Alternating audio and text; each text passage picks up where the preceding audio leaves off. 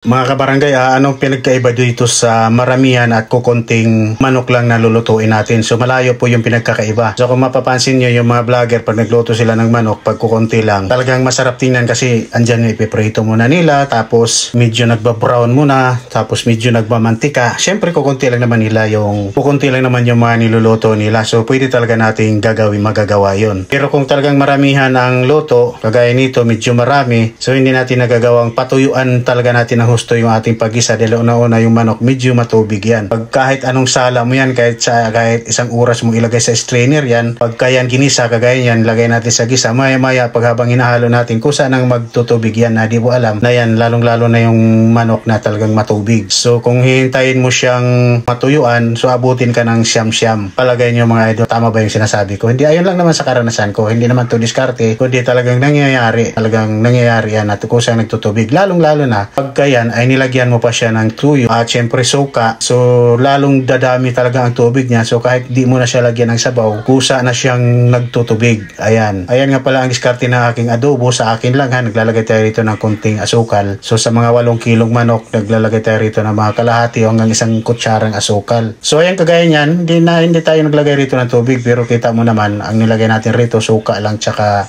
tuyo. Kita nyo naman kung gaano karami yung tubig. Naka-strainer pa yan, halos 1 oras nating nilagay sa strainer yung manok pagkagaling sa hugasan. Pagkatapos natin hugasan, talagang nagtutubig siya. So hindi mo na kailangan lagyan siya ng tubig. So ang gagawin mo na lang nito para medyo malapot, kung gusto nyong malapot ang inyong manok, maglalagay tayo rito ng cornstarch para medyo lumapot lang ang ating pinaka-sauce. So wala pang tubig yan ha. Ngayon kung gusto nyo, sabihin nyo na talaga namang pwedeng patuyuan, pwede naman. Kailang tatakbo talaga tayo ng mahabang oras kung patuyuan ba natin yung manok dito sa pagigisa pa lang sa kawali. Kung marami, tatakbo talaga dahil napakatagal matuyo ang kanyang tubig, nagtutubig yung manok. So depende pa rin sa inyo yan. Kaya naman na depende sa nagluluto. Pero sa mga ganyan kasi hindi mo pwedeng i-apply sa mga kantin karinderya, lalo na kung nagmamadali ka na, lalo na kung maramihan ang inyong lulutuin, tapos gano'n ang sistema ng pagluluto, i-apply mo yung tutuyuan mo na, pamamantikain mo na, hindi matagal talaga siyang matuyo dahil ang manok talagang nagtutubig mga idol. So syempre habang ginigisa natin, kahit may tubig-tubig pa, so ang gawin natin, titimplahan na lang natin siya ngayon